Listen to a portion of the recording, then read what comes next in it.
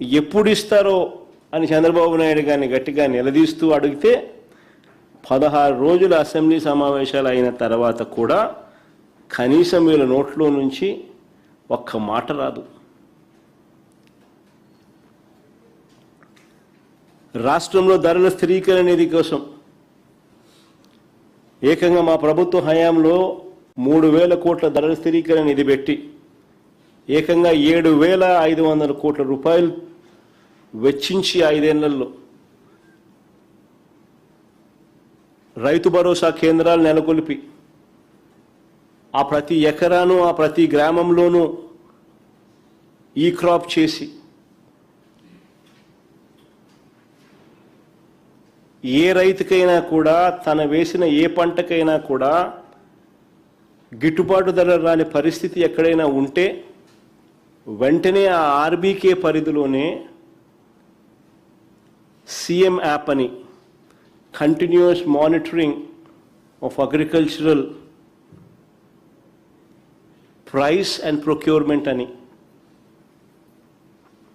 మార్క్ఫెడ్కు జేసీని joint కలెక్టర్ను joint ఎండీగా చేసి మార్కెట్లో competition create చేస్తూ ఎప్పుడు రేటు పడిపోయినా కూడా ఆదుకుంటూ ఏకంగా 7,500 కోట్ల రూపాయలు ఖర్చు చేసి వైఎస్ఆర్సీపీ ప్రభుత్వంలో ప్రతి ఆర్బీకే పరిధిలో పోస్టర్లు పెట్టేవాళ్ళం. ఇదిగో ఈ పంటకు ఇది గిట్టుబాటు ధర అని, ఈ రేటు కన్నా తక్కువగా ఎక్కడైనా వస్తే వెంటనే ప్రభుత్వం జోక్యం చేసుకుంటుంది అని చెప్పి రైతులకు భరోసా ఇచ్చేవాళ్ళం. దళారీల వెన్నులో వణుకు పుట్టించేవాళ్ళం. అంతకన్నా తక్కువ రేటుకు తీసుకునేదానికి ఎవడైనా సాహసిస్తే వెంటనే రియాక్ట్ అయ్యేవాళ్ళం. 7,500 కోట్ల రూపాయలు ఖర్చు చేసి రైతులను ఆడుకుంటే ఈ చంద్రబాబు నాయుడు గారి ప్రభుత్వంలో ధరల స్థిరీకరణ నిధి కోసం కేవలం 300 కోట్ల రూపాయలు ఖర్చు కేటాయింపులు చేశారు. ఇంత దారుణమేందయ్యా అని చెప్పి రైతులంతే ఇంత చులకనేందయ్యా చంద్రబాబు అని చెప్పి చంద్రబాబు నాయుడిని గట్టిగా నిలదీస్తూ అడిగితే దాని మీద కూడా ఒక్క మాట లేదు. పైగా ఎదురుదాడి.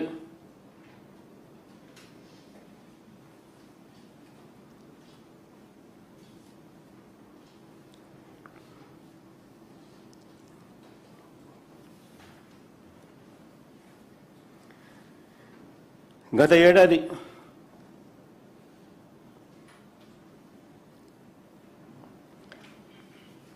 వరి, మొక్కజొన్న, అరటి, కొబ్బరి, కందులు, మినుములు, పెసలు, శనగలు, సజ్జలు, మిర్చి, టమాటో, చీని, పత్తి అన్ని పంటలకు ధరలు పూర్తిగా పడిపోయినా కూడా ప్రభుత్వం నుంచి ఎలాంటి మనసు లేదు, పట్టించుకొని ఆదుకునే కార్యక్రమం జరగలేదు.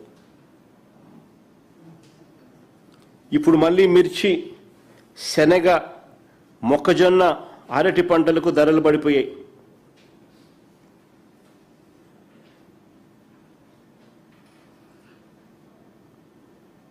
ఆశ్చర్యం కలిగిస్తుంది. 7,500 కోట్లతో మేము ఆదుకున్న పరిస్థితి చూసి వీళ్ళు అరకొరగా 300 కోట్లు బడ్జెట్ కేటాయింపులు చేసే తీరును చూసినప్పుడు, నెల రోజుల క్రితం 26,000 ఉన్న మిర్చి రేటు ఈరోజు 18,000కు పడిపోయింది.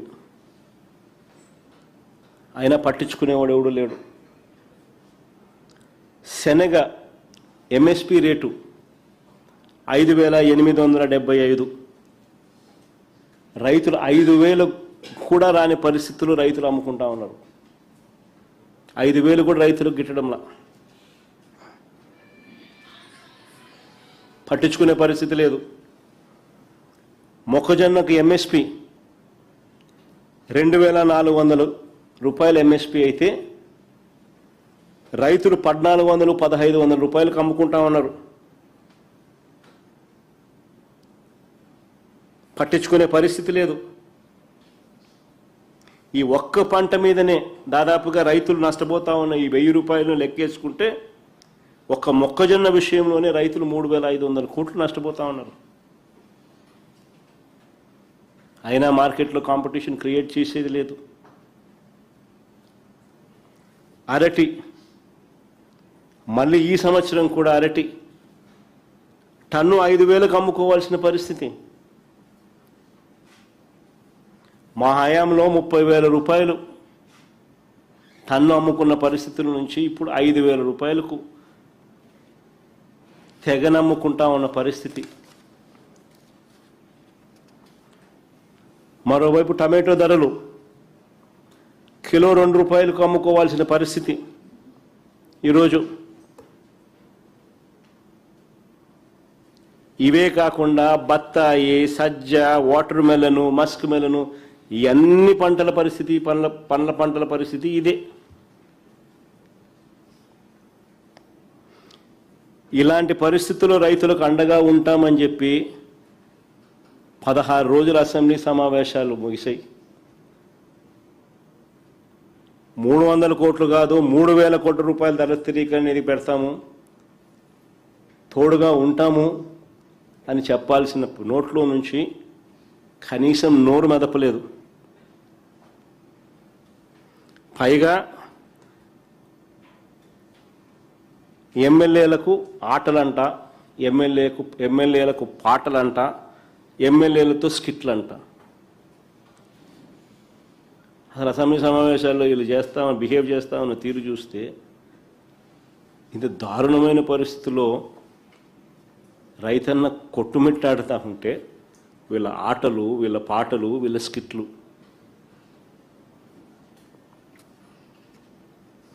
వీళ్ళ కాలక్షేపం. నిజంగా మరోపక్క వ్యవసాయ రంగంలో ఎంత సంక్షోభం నెలకొని ఉందనంటే వందలాది మంది రైతు కూలీలు ఆత్మహత్యలు చేసుకుంటా ఉన్నారు. ఈ ప్రభుత్వ లెక్కల ప్రకారమే, నా లెక్కల ప్రకారం కాదు, ఈ ప్రభుత్వ లెక్కల ప్రకారమే 2025లో ఆత్మహత్య చేసుకున్న 393 మంది రైతు కుటుంబాలకు, 2,472 మంది రైతు కూలీల కుటుంబాలకు వారికి పరిహారం ఎప్పుడు ఇస్తారన్నది కనీసం ఒక్క మాట కూడా చెప్పలేదు అసెంబ్లీలో.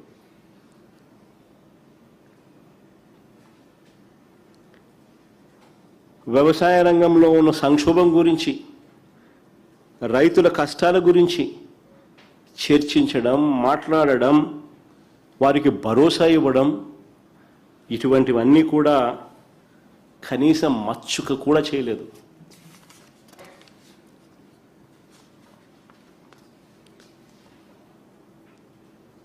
పిల్లలు పరీక్షలు రాస్తూ ఉన్నారు, ఫీజు రీయింబర్స్మెంటు,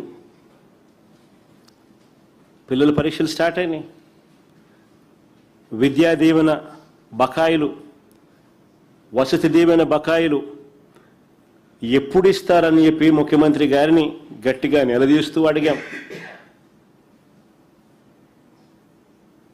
ఒక్క మాట లేదు. 2024 జనవరి, ఫిబ్రవరి, మార్చ్, ఆ క్వార్టర్, మార్చి 16న ఎన్నికల కోడ్ వచ్చింది. ఏప్రిల్లో వెరిఫై చేసి మామూలుగా అయితే మా ప్రభుత్వం క్వార్టర్ అయిపోయిన వెంటనే ఇచ్చేవాళ్ళం. అలాంటిది జనవరి, ఫిబ్రవరి, మార్చ్ క్వార్టరు, మార్చి 16న ఎన్నికల కోడ్ వచ్చింది. ఏప్రిల్, మేలో ఇవ్వవలసింది పెండింగ్ పడింది. అంతే, అక్కడి నుంచి ఫినిష్. ఈ మార్చి వస్తే 9 క్వార్టర్స్, ఒక్కొక్క క్వార్టర్కు 700 కోట్లు అవుతుంది.